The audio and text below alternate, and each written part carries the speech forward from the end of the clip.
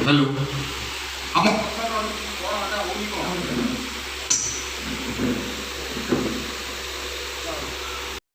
जहाँकि स्वाधीनतार 75 वर्ष पर क्षमा करेंगे 75 वर्ष पर आम के स्वाधीन जहाँ नहीं वितर्क भाग ने अंचल निज निजर पतियारा सब्यस्त कर नेता तथा कांग्रेस परिचित व्यक्तित्व से होती पद्माकर गुरु विशेष भाव देखा गले बहुत बड़ बड़ टीवी शो रे वितर्क देखा मिले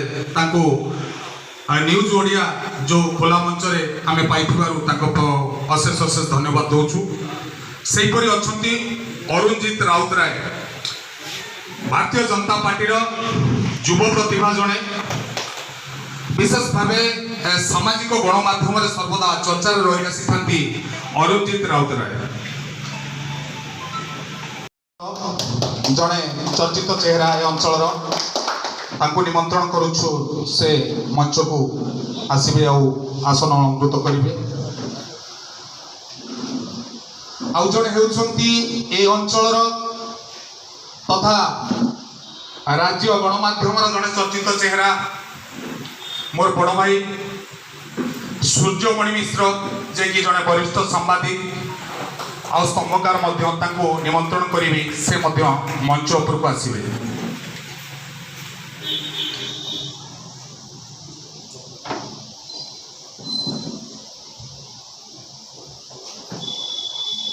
तेरे दर्शक बंधु आमर अतिथि माने जो थे आज जो माने वितर्क भाग ने से माने मंचासीन हो सारी आज आमर जो विशेष कार्यक्रम रहुची जे कि स्वाधीनता को 75 वर्ष पूरी सुधा आमे माने केते स्वाधीन आउ केते पराधीन जार वितर्क आपण मानकु शुणाइबे आउ भाग नेबे वितर्क जहाँ देखुले जो अतिथि मानक मो मंच को निमंत्रण करिछि हमर ए जो न्यूज ओडिया मंच को सेमानक सहित वितर्क जहाँ आसीबो निष्पत्ति आपण माने ही विचार करिवे किए केते ठीक कहउछंती किए केते भूल कहउछंती तेबे दर्शक बंधु आज जेहेतु भारत स्वाधीनर 75 वर्ष पूरा तेबे ये अवसर में मु कहिबी साउंड को से एक देशात्मक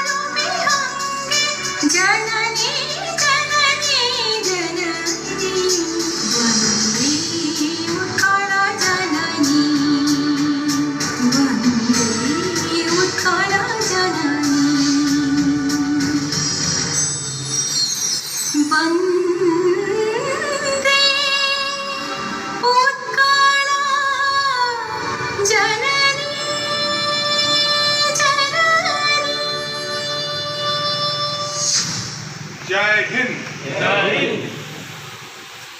75तम जो स्वाधीनता दिवस उपलक्षे आपण को अनेक अनेक हार्दिक अभिनंदन शुभेच्छा। आज न्यूज ओडिया जो खोला मंचर वितर्क जो आज दिन में आम के स्वाधीन से ए अंचल जाजपुर अंचल जो मान्यगण्य जो नेतृवृंद अच्छा ता छड़ा आमर वरिष्ठ सांबादिक भाई सूर्यमणि मिश्र अच्छी ता छड़ा ए अंचलर जनसाधारण अच्छी समस्त पाखे आम आज रखा चाहूँ स्वाधीनतार 74 वर्ष पर आज 75 वर्ष पदार्पण कर भारत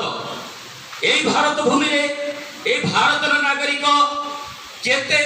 स्वाधीन आमे स्वाधीन तो यही प्रश्न वितर्क आज आम सभा मंच में आरंभ करने को जाऊँ मोर भाई आम सांबादिक भाई वरिष्ठ सांबादिक ये अंचल श्रीजुक्त सूर्यमणि मिश्र आम सम्मुख में उपस्थित अच्छा सभा मंच में उपस्थित अच्छा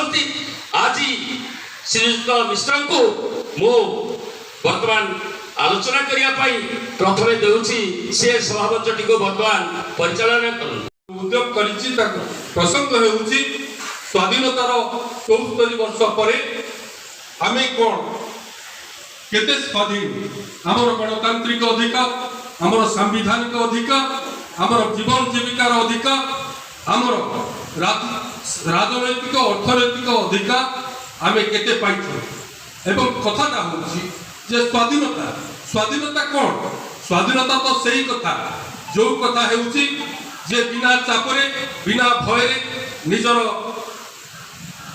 कथा निजर अधिकार को उपयोग करबा एवं कर्तव्य पालन करबा स्वाधीनता तो अर्थ सेया एया होछि जे ए देशर दलित वंचित अवहेलित निपीड़ित मनुष्यर कथा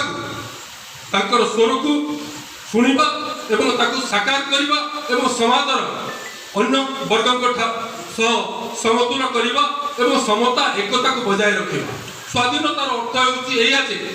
आमे आमर अभिव्यक्तिर स्वाधीनता को पालन करबा एवं जड़े नागरिक भाव में आमे केते दूर सचेतन आम देश प्रति आम अधिकार प्रति आमर कर्तव्य प्रति स्वाधीनतार अर्थ होछि एया जे देश राज्य रे सरकार को उपस्थापन करी समस्त को धन्यवाद बाबू आपण भारतीय कम्युनिस्ट पार्टी प्रतिनिधि भाव में आपण खोला खोली कहूना परोक्ष कहते हिंदूवादी मानसिकतार उत्तरण घटुची जहाँ सांप्रदायिकता आपण खोला खोली कहूना दायी किए क्यों सरकार दायी केंद्र ना राज्य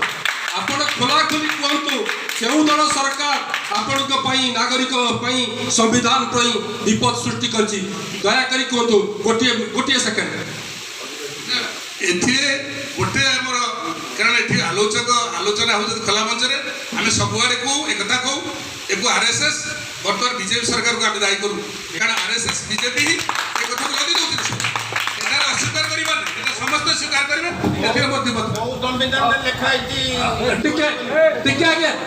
राउतराव बीजेपी प्रतिनिधि आपण कहतु बर्तमान आपण दोष आपण सरकार मुंड आपण सरकार दोष दिया आपण हिंदुत्ववादी आपण सांप्रदायिक देशर संहति प्रति सांप्रदायिकता बढ़ुची एवं देशर भाईचारा नष्ट होउची देशर समस्त अधिकार छड़े नि स्वाधीनता जो गुड़िक आम पाई से गुड़िक बर्तमान आम मान पाख छड़े गाँव विभिन्न समय राउतराव मुंड दोष आपण सरकार नरेंद्र मोदी एक कथा कहूँ अच्छा ये गोटे राहुल गांधी स्टेटमेंट था किसी दिन तले गरीब गोटे स्टेटमेंट माइंड गोटे मुंडर अवस्था तेणुक भाईचारा नष्ट हो गला ये जो लोक कहते से गोटे अवस्था जदि कन्हैया कुमार जे कहूँ इंडिया तेरा टुकड़ा टुकड़ा होगा इंशाअल्लाह कश्मीर मांगे आजादी लड़कर लेंगे आजादी ये कैसा आजादी आपको चाहिए आपको अटकेला बेलू आप रिएक्शन हो जो आपको प्रिभेंट करुच्ची से देश स्वार्थ ही आपको प्रिभेंट करुच्ची किंतु आप नकारात्मक दिगरे बुझुंट जिते दिन पर्यटन नकारात्मक दिगरे बुझे आप फील हाँ देखो काश्मीर जेएनयू जो शुभुची आजादर कथा आजादर स्वर कन्हैया कुमार ठारू आपण विभिन्न नागरिक समाज समस्त नागरिक कहते आमको दरकार स्वाधीनता क्षीरोद बाबू जे कि एसयूसीआई कम्युनिस्ट पार्टी वरिष्ठ नेता जड़े कार्यकर्ता तेणु प्रश्न करुच्ची जे बर्तमान आप राउतराव कथा आमे समस्त भारत संविधान को लेकिन आमे जीवन यापन कर भारत संविधान आमको से शक्ति देछे संविधान होची सर्वोपरि संविधान को लेकिन शासन तंत्र चले संविधान आधार रे नीति नियम पर्यवेक्षित एवं से कह जाए गणतंत्र एवं संविधान सुरक्षा एवं ताको मजबूत करिवार प्रक्रिया एवं कला भारत वर्ष भली एक देश ही केवल मौजूद अच्छे संविधान प्रत्येकटी भी है न आमे समस्त भारत संविधान को लेकिन आमे जीवन यापन कर भारत संविधान आमको से शक्ति देछे संविधान होची सर्वोपरि संविधान को लेकिन शासन तंत्र चले संविधान आधार रे नीति नियम पर्यवेक्षित एवं से कह जाए गणतंत्र एवं संविधान सुरक्षा एवं ताको मजबूत करिवार प्रक्रिया एवं कला भारत वर्ष भली एक देश ही केवल मौजूद अच्छे संविधान प्रत्येकटी उठे से दाबाग्नि भली हिमरुद्र बेसे भीषण विप्लव बात्या बहे सारा देशे बही शोणित धारा भाषे रसातल अवशेषे प्रजापदे नमे राजबल मानव जगते नीति पुरातन ये इतिहास जार सत कुआ जाउची देशर अन्नदाता आज कलाहांडी कोरापुटर श्रमिक दादर खटिया जाउची से खोजुची तार स्वाधीनता तेबे स्वाधीनता कौन से अर्थरे जहाँ आज शासन दल कहते कौटी रही ग्याप बा केउठी रही असुविधा जहाँ पूरण हो पारुनी अन्यतम सर्वप्राचीन राजनैतिक दल खर्चतार पाणी की सेठी गोटे संकीर्ण चिंताधारा ये कथा को आम समर्थन करवा ना आशा करुच्ची जो गोटे जो संकीर्णता भाव आसूची असह्य भाव आसूची गोटे सरकार ये सरकार कौन सतरे समस्त की स्वच्छ पानीय जल जोगेदेव ताकू विरोध कर ये गोटे असह्य भाव एवं मुझे मात्र कहि मूल कथा जोटा आलोचना आम के स्वाधीन प्रकृत में आमको स्वीकार करा पड़ो जे से समय जो मैंने जो स्वप्न लेकिन स्वाधीनता आंदोलन करते देश स्वाधीन होता आज आम से स्वप्न से योजना गुड़िक सहराभिमुखी योजना है जहाँफल धनी आ धनी है गरीब गरीब है धनी गरीब भितर आज तारतम्य बढ़ी गाँ गंडारे रोकवा मनीष जो मैंने आदिवासी हरिजन श्रेणी लोक दलित संप्रदाय लोक से मैंने जहाँ आशा करते से सुविधा सुजोग आज पर्यटन पाइले ना से सरकार जो योजना कार्य आरंभ कर विभिन्न प्रकार योजना कर जो पछुआ अंचल को आगक नापी लोकर सर्वनिम्न सुविधा जोड़ा खाद्य वस्त्र पानी जल हो जलसेचन कथा हो ताकू जोगेदेवाई सरकार जो उद्यम आरंभ कर समय किसी नेतस्वार्थ व्यक्ति किसी गोष्ठी चाहते भंडर करने जो प्रासंगिकता थी पंडित गोपबंधु जो कथा कनिका को लेकिन लिखी से कनिका राजा जो अत्याचार से अंचल ताकू लक्ष्य करके गोपबंधु दास कविता थी वर्तमान समय तार से प्रासंगिकता से अंचल ना आउ जो पानीय जल प्रकल्प कथा कराई खरसटा और आमर बैतरणी नदी तार तल मुंडर जो पानी जोड़ा समुद्र को पड़ो समुद्र जोड़ा पानी विनियोग होनी लोकंर से ही पानी की व्यवहार करके से स्वच्छ पानीय जल जोगेदेवाई सरकार प्रस्ताव नहीं कार्य आरंभ करते कहुचे लोकंर मतामत नि जाए बोली ये पक्षर सत्यता ना अधिकांश लोकंर मुष्टिमेय किसी लोक आंदोलन कर साधारण लोकंर सरकार प्रति समर्थन अच्छी ये कथा बारंबार प्रमाणित हो सरकार प्रकल्प जोटा दि जाए साधारण लोकंर जल पानीय जल जो पानीय जल आवश्यकता पूरण करने कथा कराई ये तल स्तर जो तल मुंडर पानी जोटा समुद्र को पड़े जाकू अटक केवल प्रकल्प कराई कहार किसी क्षति होबार ना ये केवल राजनैतिक उद्देश्य रखिकी राजनैतिक फायदा पाई ये कथा कराई जनमत जो कहते जनसाधारण आंदोलन कर जनमत ये मुष्टिमेय लोक आंदोलन कर प्रकृत में साधारण लोक समर्थन ये सरकार प्रति से प्रकल्प प्रति अच्छी ପୁଣି ଥରେ ଫେରିବା ଜାତୀୟ କଂଗ୍ରେସର ପ୍ରତିନିଧିଙ୍କ ପାଖକୁ। ସେ କହୁଥିଲେ ଯେ ବହୁତ ଦିନ ଗୋଟିଏ ଦଳ ବା ଗୋଟିଏ ଜଣେ ବ୍ୟକ୍ତି କ୍ଷମତାରେ ରହିଲେ ସିଏ ସ୍ୱେଚ୍ଛାଚାରୀ ହେଇଯାଏ। ଏହା ବୋଧହୁଏ ବିଜେପିକୁ ଲକ୍ଷ୍ୟ କରି ସେ କହିଥିବେ, କିନ୍ତୁ ଭାରତ ବର୍ଷରେ ଓଡ଼ିଶାରେ ସବୁଠାରୁ ଅଧିକ ଦିନ କ୍ଷମତା ଥିବା କଂଗ୍ରେସ ଦଳ ଏବଂ ନିର୍ଦ୍ଦିଷ୍ଟ ବ୍ୟକ୍ତି ନିର୍ଦ୍ଦିଷ୍ଟ ପରିବାର ସ୍ୱାଧୀନ ଭାବରେ ଶିକ୍ଷା ଗ୍ରହଣ କରିବା, ଦେଶକୁ ବିକାଶ କରିପାରିବା, ଆମେ ଏକ ଶୋଷଣ ମୁକ୍ତ ସମାଜ ପାଇବା। ଆଦିବାସୀମାନେ ଚାହିଁଥିଲେ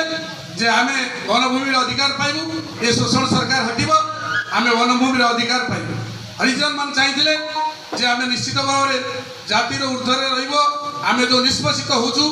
ବର୍ଷ ବର୍ଷ ଧରି ବ୍ରାହ୍ମଣବାଦରେ ଆମେ ଶୋଷିତ ହେଉଛୁ ହଜାର ହଜାର ବର୍ଷ ଧରି, ସେଥିରୁ ମୁକ୍ତି ପାଇବୁ। ଏ କଥା ହିଁ ସେମାନେ ଚିନ୍ତା କରିଥିଲେ। ଏଇଭଳି ବ୍ୟବସାୟୀ ଗୋଷ୍ଠୀ କୁହନ୍ତୁ, ବଣିକ ଗୋଷ୍ଠୀ କୁହନ୍ତୁ, ଆପଣ ଆଜି ବିଚାର କରିବା। ଆଜି ଆଦିବାସୀ ବି 75 ବର୍ଷ ପରେ ଆନ୍ଦୋଳନ କରୁଛି, ଆମକୁ ପଟ୍ଟା ଦିଅ। ଆଜି ଆମେ ଦେଖୁଛନ୍ତି, ଆମେ ମିଡ଼ିଆରେ ଦେଖୁଛନ୍ତି, ଆଦିବାସୀ ମାନେ ସବୁଆଡ଼େ ଆନ୍ଦୋଳନ ଚଲେଇଛନ୍ତି, ଆମକୁ ଜମି ପଟ୍ଟା ଦିଅ, ଜମିର ହକ୍ ଦିଅ। 75 ବର୍ଷ ପରେ ଆଜି ବି ଜାତୀୟ ରାଜନୈତିକ ମୁଣ୍ଡ ଟେକୁଛି। ଉତ୍ତରପ୍ରଦେଶ ଠାରୁ ବିଭିନ୍ନ ଆଡ଼େ ଜାତୀୟ ରାଜନୈତିକ ଦଳମାନେ ଗଠନ ହେଉଛି, ଜାତିଭିତ୍ତିକ ରାଜନୀତି ଚାଲିଛି ଏବଂ ଜାତି ଭିତ୍ତିକ ବର୍ତ୍ତମାନ ଆସିଗଲାଣି ରିଜର୍ଭେସନ। ଆପଣ ଏ 75 ବର୍ଷ ପରେ ଆମେ ସାମ୍ୟତା ଦେଇପାରିନାହାନ୍ତି ଯେ ବର୍ତ୍ତମାନ ପ୍ରତ୍ୟେକ ରାଜନୈତିକ ଦଳ 10 ବର୍ଷ କରି ରିଜର୍ଭେସନ ବଢ଼େଇ ଅନ୍ୟାୟ କରାଗଲା, ସେମାନେ ନିର୍ଯାତିତ ହେଲେ, ସେ ତାଙ୍କୁ ନ୍ୟାୟ ଦେବା ପାଇଁ ନ୍ୟାୟିକ ବ୍ୟବସ୍ଥା ଅଛି, ପୋଲିସ ଷ୍ଟେସନ ଅଛି। ତାହେଲେ ପୋଲିସ ଷ୍ଟେସନ ଗଲେ ନ୍ୟାୟ ପାଇଁ ସେ କାହିଁକି ୱାର୍ଡ ମେମ୍ବର, ସମିତି ସଭ୍ୟ, ସରପଞ୍ଚକୁ ଖୋଜୁଛନ୍ତି? ସେଠି ଆମର ନ୍ୟାୟିକ ବ୍ୟବସ୍ଥାରେ କ'ଣ ଏମାନଙ୍କର ଭୂମିକା ଅଛି? ପୋଲିସ ଷ୍ଟେସନରେ କ'ଣ ସରପଞ୍ଚ ଆଉ ସମିତି ସଭ୍ୟଙ୍କର ଭୂମିକା ଅଛି? ରାଜନୈତିକ ଶ୍ରୀଯୁକ୍ତ ମହାନ୍ତି ଏ ପ୍ରଶ୍ନର ଉତ୍ତର ରଖିବେ। ଆପଣଙ୍କର ଆଇନ ବ୍ୟବସ୍ଥା, ଓଡ଼ିଶାର ଆଇନ ବ୍ୟବସ୍ଥା ଆପଣ ଷ୍ଟ୍ରଙ୍ଗ ନୁହେଁ। କାହିଁକି ଷ୍ଟ୍ରଙ୍ଗ ନୁହେଁ? ମୁଁ ନ୍ୟାୟ ମାଗୁଛି ଥାନାରେ କେସ୍ କରିବାର ଅଛି। ଯଦି ସମିତି ସଭ୍ୟ ସରପଞ୍ଚ ନ ଯାଆନ୍ତି ତାହେଲେ ମୋ କେସ୍ ହବ ନାହିଁ, ଏଟା ଷ୍ଟେସନଦାରୀ ହେଇକି ରହିବ, ଆଉ ସେଥିରେ ମୁଁ ମଧ୍ୟ ଭୁକ୍ତଭୋଗୀ। ତାର ଏ ବ୍ୟବସ୍ଥା ଆପଣଙ୍କ ଶାସନର କି ବ୍ୟବସ୍ଥା? ନାଇଁ ମୁଁ ଜାଣିନି ବ୍ୟକ୍ତିଗତ ଭାବରେ ଆପଣଙ୍କର କ'ଣ ସେ ଅସୁବିଧା ହେଇଛି, କିନ୍ତୁ ମୋର କହିବାର କଥା ଯେହେତୁ ସରପଞ୍ଚ ହୁଅନ୍ତୁ, ସମିତି ସଭ୍ୟ ହୁଅନ୍ତୁ, ୱାର୍ଡ ସଭ୍ୟ ହୁଅନ୍ତୁ, ଆପଣମାନେ ତାଙ୍କୁ ପଠେଇଛନ୍ତି, ତେଣୁ ସେ ଆପଣମାନଙ୍କର ଭଲ ମନ୍ଦ ଦେଖିବା ମଧ୍ୟ ତାଙ୍କର ଦାୟିତ୍ୱ। ନା ସେଟା ତ ଆପଣଙ୍କର ପଞ୍ଚାୟତରେ ଆପଣ ବୁଝିବେ, ଆପଣ ନ୍ୟାୟ କରିବେ, ପଞ୍ଚାୟତରେ ବୁଝିବେ, ଗାଁରେ ବୁଝିବେ। ଯେତେବେଳେ ଗାଁରୁ ମୁଁ ନ୍ୟାୟ ନ ପାଇଲି ତାହେଲେ ମୁଁ ଥାନାକୁ ଗଲି, ଥାନା ବେলা କାହିଁକି ଆପଣଙ୍କୁ ଖୋଜିବେ? ସେଠି ପ୍ରଶ୍ନ କ'ଣ ଅଛି? ଆମର ସରକାର ଶୁଣନ୍ତୁ, ନବୀନ ପଟ୍ଟନାୟକ ସବୁବେଳେ କୁହନ୍ତି ଆଇନ ତା ବାଟରେ ଯିବ, law will take its own course. ଇଏ ହେଉଛି ନବୀନ ପଟ୍ଟନାୟକର ଗୋଟେ ମୁଖ୍ୟ ବାକ୍ୟ, ସମସ୍ତେ ଜାଣିଛନ୍ତି। ଏବଂ ନବୀନ ପଟ୍ଟନାୟକ ଜିରୋ ଟଲରାନ୍ସ ସବୁ ଏଥିରେ ଦୁର୍ନୀତି, ଭ୍ରଷ୍ଟାଚାର ଏଗୁଡ଼ାକ ସେ ହେଉଛନ୍ତି ଜିରୋ ଟଲରାନ୍ସ ତାଙ୍କ ପାଖରେ। ତେଣୁ ବିଜୁ ଜନତା ଦଳ ସରକାର ଆକୁ ପ୍ରଶ୍ରୟ ଦିଏ ନା, ହୁଏତ ବ୍ୟକ୍ତିଗତ ଭାବରେ ଯେଉଁମାନେ ରାଷ୍ଟ୍ରବାଦୀ ଦଳ ବିଜେପି।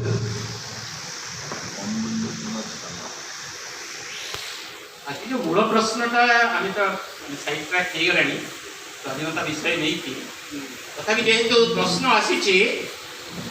ସେ ପ୍ରଶ୍ନର ସଂକ୍ଷେପରେ ଉତ୍ତର ଦେଉଛି। ଯଦି କେହି ରାଷ୍ଟ୍ରଟାକୁ ଭାଙ୍ଗିବା ପାଇଁ ଚେଷ୍ଟା କରେ, ଟୁକୁଡ଼ା ଟୁକୁଡ଼ା କରିବା ପାଇଁ ଚେଷ୍ଟା କରେ, ତାହେଲେ ସରକାର ସେଠି ବସି କ'ଣ କରୁଛେ? କାହିଁକି ସେମାନଙ୍କୁ ଜେଲରେ ଭର୍ତ୍ତି କରିନି? ପୁଣି ଜେଲରେ ଭର୍ତ୍ତି ହେବା ପରେ ମିଛ କେସ୍ ଦେଇକି ସୁପ୍ରିମକୋର୍ଟ ନିଜେ ବି କହିଛି ଯେତେ ଲୋକଙ୍କୁ ସେଡିସନ୍ କେସ୍ରେ ନେଇକି ଜେଲରେ ଭର୍ତ୍ତି କରିଥିଲେ ସମସ୍ତେ ପ୍ରାୟ ମୁକ୍ତ ହୋଇଥିଲେ। ମିଥ୍ୟା ଆରୋପ କରିକି କହ୍ନେୟା କୁମାରଙ୍କ ସହିତ ମୋର ବି ଆଦର୍ଶଗତ ବିରୋଧ ଥିଲା, କିନ୍ତୁ ଏଇ ଯେଉଁ video that is a tempered video, ଏବଂ ସେ କୋଉଠି ଏମିତି କିଛି କହିନାହାନ୍ତି, ସୁପ୍ରିମକୋର୍ଟ ବି ନିଜେ ଟିପ୍ପଣୀ ଦେଇଛି।